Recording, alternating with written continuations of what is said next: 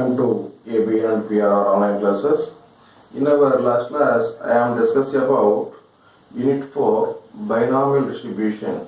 మనం లాస్ట్ క్లాస్లో binomial distribution యొక్క డెఫినేషను అలాగే mean and variance of binomial distribution అంటే బైనామియల్ డిస్ట్రిబ్యూషన్ యొక్క మీను వేరియన్స్ క్యాలిక్యులేట్ చేయడం జరిగింది. అంటే మనం బైనామియల్ డిస్ట్రిబ్యూషన్ యొక్క ప్రాపర్టీస్లో raw moments first of all calculate చేస్తున్నాం. ఆ రా మూమెంట్స్ చెప్పుకుంటూ మీన్ అండ్ వేరియన్స్ గురించి డిస్కస్ చేసుకున్నాం. ఈ రా మూమెంట్స్లో మనం మూమెంట్స్ని క్యాలిక్యులేట్ చేసేటప్పుడు ఫస్ట్ వన్ మ్యూఆర్ డాష్ అంటే mu one dash first one mu one డాష్ని క్యాలిక్యులేట్ చేసాం.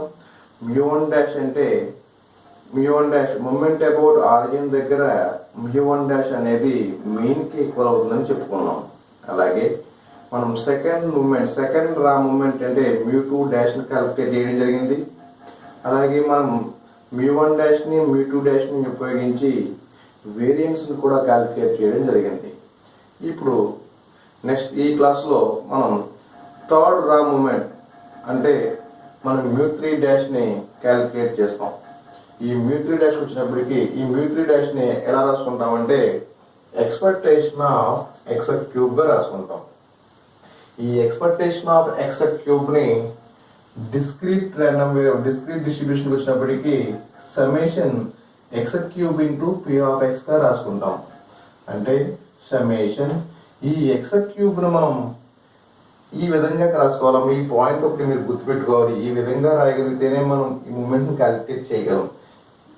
చూడండి, ఎక్స్ క్యూబ్ని మనం ఎలా రాసుకుంటున్నాం అంటే X cube minus 3x² plus 2x గా రాసుకున్నాం ఫస్ట్ ఆఫ్ ఆల్.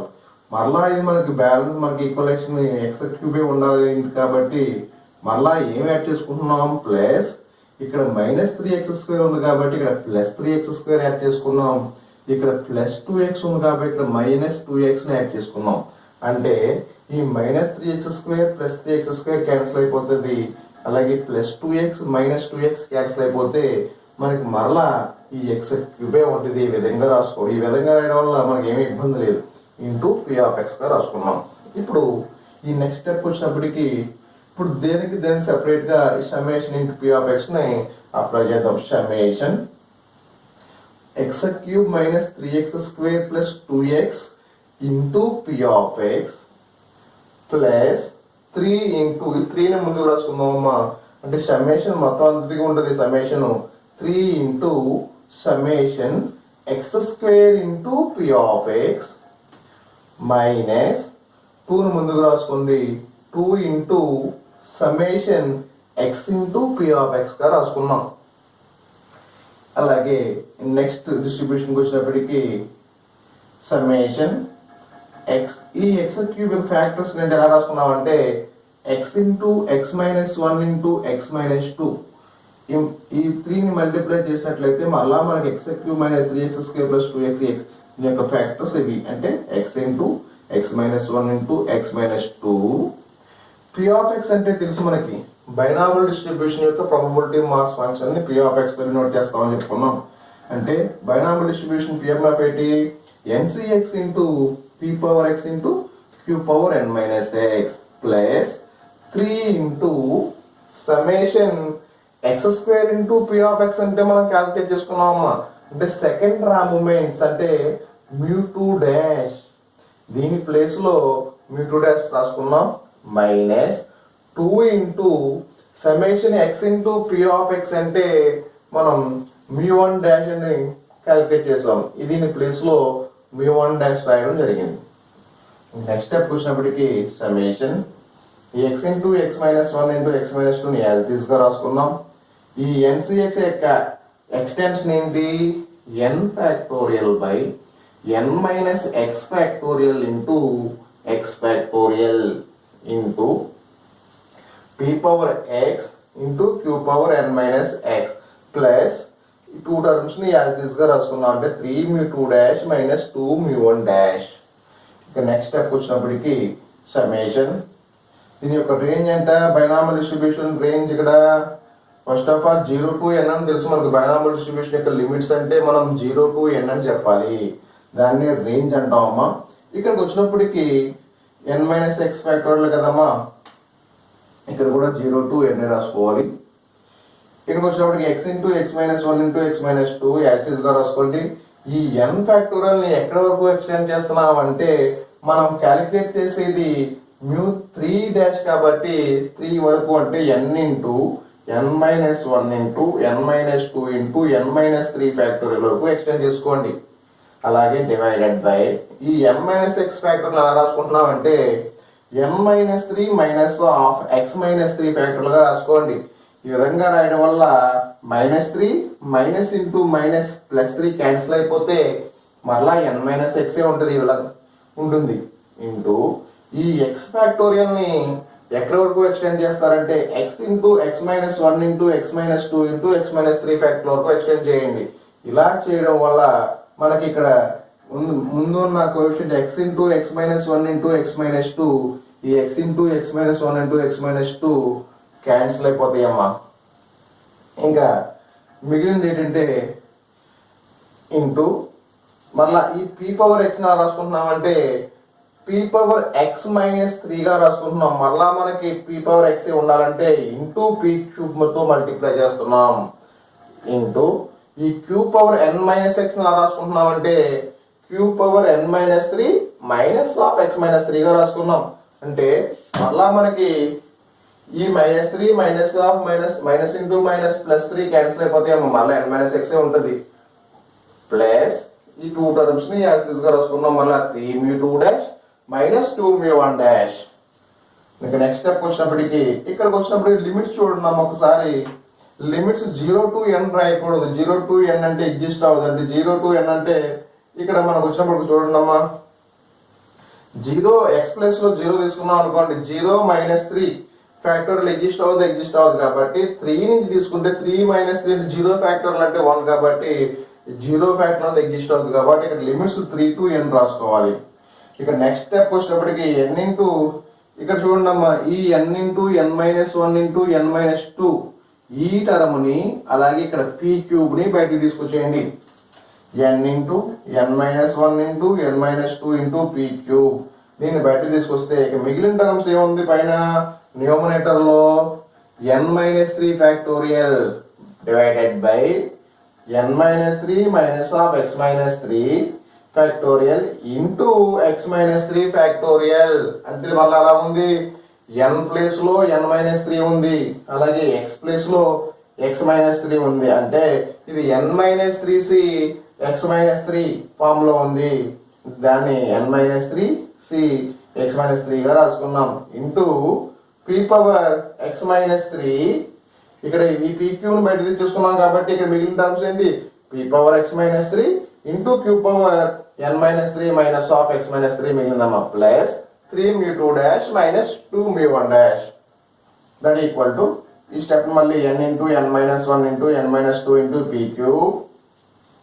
ఇక్కడ లిమిట్స్ అప్లై చేయండి. బైనామియల్ ఎక్స్పాన్షన్ అంటే ఇప్పుడు x ప్లేస్ లో 3 నుంచి n వరకు యాడ్ చేసుకుంటూ వెళ్ళినట్లయితే n ప్లేస్ లో first of all 3 x place లో 3 తీసుకున్నట్లయితే n మైనస్ 3c 3 మైనస్ 3 అంటే 0 అంటే n minus 3c 0 p power 3 minus 3 అంటే 0 p power 0 q power n minus 3 minus of 3 minus 3 అంటే 0 కాబట్టి ఇక్కడ q పవర్ n మైనస్ 3 మిగిలిందమ్మా ప్లస్ మళ్ళా x ప్లేస్ లో 4 తీసుకోండి అంటే n మైనస్ 3c 4 మైనస్ 3 అంటే 1 అంటే n minus 3c 1 p power 1 q power n minus 4 plus and so on plus n place లో x ప్లేస్ లో n తీసుకున్నట్లయితే n minus 3c n minus 3 into p power n minus 3 into q power n minus n అంటే 0 plus 3μ2 dash minus 2μ1 dash అని రాసుకోండి. ఇక next step వచ్చినప్పటికి n into n minus 1 into n minus 2 into p cube. ఇదంతా binomial expansion formula కదమ్మా. అంటే దీన్ని ఎలా రాసుకున్నాం అంటే q plus p whole power n minus 3గా రాసుకున్నాం plus 3μ2 dash minus 2μ1 dash. Next step వచ్చినప్పటికి ఈక్వల్ టు దీన్ని మల్టిప్లై చేసినట్లయితే n cube p cube minus 3n square p cube plus 2n p cube వస్తుందమ్మా. ఈ p ప్లస్ q అంటే 1 అని తెలుసు కాబట్టి ప్లస్ 3 ఇంటూ 3 μ2 డాష్ అనుకున్నాం కదమ్మా. μ2 డాష్ వాల్యూ తెలుసు మనకి. μ2 డాష్ వాల్యూ ఏమొచ్చింది క్యాలిక్యులేట్ చేసినప్పుడు n2p² minus np² plus np minus 2 into μ1 dash తెలుసు. అంటే μ1 డాష్ అంటే మీన్, అంటే 2 ఇంటూ npగా రాసుకున్నాం. ఇవి టోటల్గా యూనిట్ని మల్టిప్లై చేసినట్లయితే ఫైనల్గా μ3 dash equal to n3p³ minus 3n2p³ plus 2np³ plus 3n2p² minus 3np². ఈ ప్లస్ 3np లోంచి మైనస్ 2np సబ్ట్రాక్ట్ చేసినట్లయితే ప్లస్ np మిగిలిందమ్మా. ఈ విధంగా μ3 డాష్ని క్యాలిక్యులేట్ చేయాలి. ఇక నెక్స్ట్ వన్ రా మూమెంట్స్లో లాస్ట్ మూమెంట్ ఏంటంటే μ4 డాష్ని క్యాలిక్యులేట్ చేయాలి. ఇక లాస్ట్ రా మూమెంట్ μ4 డాష్కి వచ్చినప్పటికీ μ4 డాష్ని మనం రాసుకుంటామంటే μ4 డాష్ని ఎక్స్పెక్టేషన్ ఆఫ్ x⁴గా రాసుకుంటామమ్మా. అలాగే ఈ ఎక్స్పెక్టేషన్ ఆఫ్ x⁴ని డిస్క్రీట్ డిస్ట్రిబ్యూషన్కి వచ్చినప్పటికీ సమేషన్ x⁴ ఇంటూ p(x)గా రాసుకున్నాం. దట్ ఈక్వల్ టు సమేషన్ ఈ x⁴ని ఎలా రాసుకుంటున్నామంటే x⁴ minus 6x³ plus 11x² minus 6x రాసుకోవాలి. ఇలా రాసుకోవడంతో మనం μ4 డాష్ని క్యాలిక్యులేట్ చేయగలం. మరలా మనకి ఓన్లీ x⁴ ఉండాలి కాబట్టి ఏం చేస్తున్నామంటే ఇక్కడ మైనస్ 6x³ ఉంది కాబట్టి ప్లస్ 6x³ యాడ్ చేసుకున్నాం. అలాగే ప్లస్ 11x² ఉంది కాబట్టి మైనస్ 11x² యాడ్ చేసుకున్నాం. అలాగే మైనస్ 6x ఉంది కాబట్టి ప్లస్ 6x యాడ్ చేసుకున్నాం. 6x అంటే ఇవన్నీ క్యాన్సిల్ అయిపోతే మరలా x⁴ ఉంటుంది. ఇది ఒకటి గుర్తుపెట్టుకోవాలి. Into p(x). మరలా ఇందాక చేసిన మాదిరిగానే summation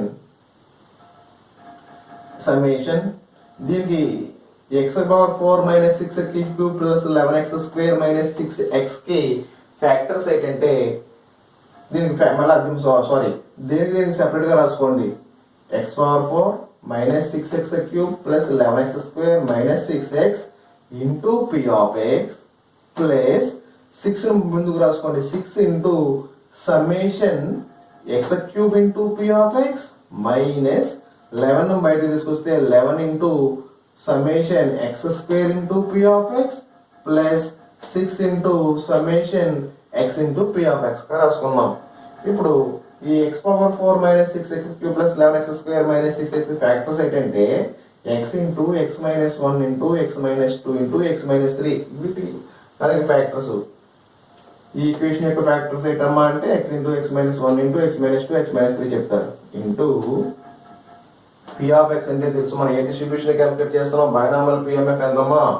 NCX into p(x) into q(n minus x) plus 6 into summation x³ అంటే p(x) అంటే తెలుసు. ముందు మనం క్యాలిక్యులేట్ చేసాం μ3 డాష్. దాని ప్లేస్లో μ3 డాష్ రాసుకున్నాం. Minus 11 into summation x² into p(x) అంటే తెలుసు మనకి μ2 డాష్ అని. Minus 11 μ2 dash plus 6 into summation x into p(x) అంటే తెలుసు మనకి μ1 డాష్ అని. దట్ ఈక్వల్ టు 6 μ1 డాష్గా రాసుకున్నాం. దట్ ఈక్వల్ టు యాస్లీస్గా ఈ ఫంక్షన్ ఈ ఈక్వేషన్ యాస్లీస్గా రాసుకోండి. ఫ్యాక్టర్స్ని NCX అంటే తెలుసు మీకు. NCX యొక్క ఎక్స్టెన్షన్ ఏంటమ్మా? n factorial by n minus x factorial into x factorial మళ్ళా into p(x) q(n minus x plus 6 μ3 dash minus 11 μ2 dash plus 6 μ1 dash యాస్లీస్గా రాసుకోండి. నెక్స్ట్ స్టెప్ వచ్చినప్పటికీ summation x into x minus 1 into x minus 2 into x minus 3 ఈ n factorial ఎక్కడ వరకు extend చేసామమ్మా? మనం calculate చేసేది μ4 dash కాబట్టి n into n minus 1 into n minus 2 into n minus 3 into n minus 4 factorial వరకు extend చేసుకోండి. Divided by ఈ n minus x factorial ఎలా రాసుకుంటున్నాం? మనం చేసేది μ4 కాబట్టి n minus 4 minus of x minus 4 factorial రాసుకున్నాం. ఈ -4 minus into minus plus 4 cancel అయిపోతే మరలా n మైనస్ x ఏమో మిగులుతుంది. ఇంటూ ఈ x ఫ్యాక్టోరియల్ ఎక్కడ వరకు ఎక్స్టెండ్ చేస్తున్నాం? మరలా మనకి ఇవి క్యాన్సిల్ అయిపోవాలి కాబట్టి ఇంకొక కోఎఫిషియంట్ ఉండాలి మనకి. అంటే x into x minus 1 into x minus 2 into x minus 3 into x minus 4 factorial వరకు ఎక్స్టెండ్ చేసుకున్నాం. ఇలా రాయడం వల్ల మనకి ఈ టర్ము అలాగే x into x minus 1 into x minus 2 ఈ టర్మ్ క్యాన్సిల్ అయిపోతాయి. అలాగే ఇంటూ ఈ p పవర్ x ఎలా రాసుకుంటున్నామంటే p పవర్ x మైనస్ 4గా రాసుకున్నాం. మరలా మనకి p పవర్ x ఉండాలి కాబట్టి ఇంటూ p పవర్ 4తో మల్టిప్లై చేసాం. ఇంటూ ఈ q power n minus x ఎలా రాసుకున్నాం, q power n minus 4 minus of x minus 4గా రాసుకున్నాం. Plus remaining steps as it గా రాసుకున్నాం. 6 mu 3 dash minus 11 mu 2 dash plus 6 mu 1 dash ని యాజ్ ఇట్ గా రాసుకున్నాం. దట్ ఈక్వల్ టు ఇక్కడ అబ్జర్వ్ చేయండి, ఈ టర్మ్ బయట తీసుకొచ్చేయండి. అంటే ఏంటిది n into n minus 1 into n minus 2 into n minus 3 ని బయటకు తీసుకొచ్చేసాం. ఇంటూ ఇక్కడ చూడండి ఈ p power 4 into p power 4 ని కూడా బయటకు తీసుకొచ్చేయండి. అంటే ఇంకేం మిగిలిన ఇక్కడ సమ్మేషన్ పై ఇక్కడ మిగిలిన ఏంటమ్మా, న్యూమరేటర్ ఏమో n మైనస్ 4 ఫ్యాక్టోరియల్ మిగిలింది, డినామినేటర్ లోనేమో n minus 4 minus of x minus 4 into x minus 4 factorial మిగిలింది. ఇది ఎలాగో చూడండి, n factorial by n minus x factorial into x factorial గా మిగిలిందంటే n minus c n minus 4c x minus 4 దీని యొక్క ఫార్ములా. దీనికి ఎక్స్టెన్షన్ ఏంటమ్మా, n minus 4 factorial by n minus 4 minus of x minus 4 factorial అంటే x minus 4 factorial. దీన్ని మనం n minus 4c x minus 4 గా రాసుకున్నాం. ఇంటూ ఇక్కడ మిగిలింది ఏంటమ్మా p power x minus 4 q power n minus 4 minus of x minus 4 మిగిలింది. Plus 6 mu 3 dash plus minus 11 mu 2 dash plus 6 mu 1 dash ని as it is గా రాసుకోండి. Next step వచ్చినప్పటికీ మళ్ళా ఈ ఫ్యాక్టర్స్ ని యాజ్ ఇట్ ఈస్ గా రాసుకుంటాం. అంటే n into n minus 1 into n minus 2 into n minus 3 into p power 4. ఇక్కడ బైనామియల్ ఎక్స్పాన్షన్ ద్వారా మనకి ఇక్కడ 4 నుంచి x ప్లస్ లో 4 నుంచి n వరకు యాడ్ చేసుకుంటూ వెళ్ళినట్లయితే n మైనస్ 4c 4 మైనస్ 4 అంటే 0 కాబట్టి n minus c 0 into p power 4 minus 4 అంటే 0 కాబట్టి p power 0 q power n minus 4 plus 5 తీసుకున్నట్లయితే n మైనస్ 4c 5 మైనస్ 4 అంటే 1 కాబట్టి n minus 4c 1 p power 1 q power n minus 4 plus and so on n minus 4c n x plus లో n తీసుకున్నట్లయితే n minus 4 into p power n minus 4 q power 0 plus 3 mu 2 dash minus 11 mu 2 dash plus 6 mu 1 dash ని as it గా రాసుకోండి. ఇక final గా n into n minus 1 into n minus 2 into n minus 3 into p power 4. దీని అందరినీ మనం binomial expansion shortcut లో రాసుకుంటున్నాం. Formula q plus p whole power n minus 4 అని రాసుకుంటాం. ప్లస్ 6 mu 3 డాష్ అంటే మనం క్యాలిక్యులేట్ చేసామమ్మా. దీని యొక్క ముందు కట్టుకున్నాం మనం mu 3 డాష్ యొక్క ఈక్వేషన్. mu 3 డాష్ ఈక్వేషన్ వచ్చింది 6 into n cube p cube plus 3n square p cube plus 2n p cube plus 3n square p square minus 3n p square plus np. అది mu 3 dash equation అమ్మా.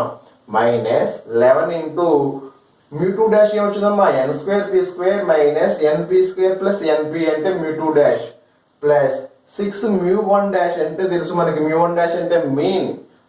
mu 1 dash అంటే mean, binomial distribution mean ఉండేది ఎంతమ్మా, np రాసుకున్నాం. దీని అందరినీ multiple ఇక్కడ p plus q plus p whole power n minus 4 అంటే 1 అని తెలుసు. మొత్తం ఈ ఈక్వేషన్ అందరినీ సింప్లిఫై చేసినట్లయితే మనకి ఫైనల్ గా mu 4 డాష్ ఏమొస్తుంది అంటే n power 4 p power 4 minus 6n cube p power 4 plus 11n square p power 4 minus 6n p power 4 plus 6n cube p cube minus 8n square p cube plus 12n p cube plus 7n square p square minus 7n p square plus np. ఇది వస్తామా final గా దీన్ని mu 4 dash అంటాం. ఈ విధంగా binomial distribution యొక్క properties లో first property రా moments ని ఈ విధంగా క్యాలిక్యులేట్ చేస్తాం. ఎన్ని మూమెంట్స్ క్యాలిక్యులేట్ చేస్తామంటే రా మూమెంట్స్ లో ఫస్ట్ 4 రా మూమెంట్స్ ని క్యాలిక్యులేట్ చేస్తాం. రా మూమెంట్స్ ని మనం μr డాష్ తో డినోట్ చేస్తామని తెలుసు. r ప్లేస్ లో 1 తీసుకున్నట్లయితే mu1 డాష్ క్యాలిక్యులేట్ చేసాం. అలాగే mu2 డాష్ క్యాలిక్యులేట్ చేసాం. mu3 అండ్ mu4 డాష్ లు క్యాలిక్యులేట్ చేయడం జరిగింది. ఈ రా మూమెంట్స్ ను ఉపయోగించుకుని మనం సెంట్రల్ మూమెంట్స్ ని క్యాలిక్యులేట్ చేసుకోవాలి. నెక్స్ట్ క్లాస్ లో సెంట్రల్ మూమెంట్స్ ని క్యాలిక్యులేట్ చేద్దాం. Okay, thank you.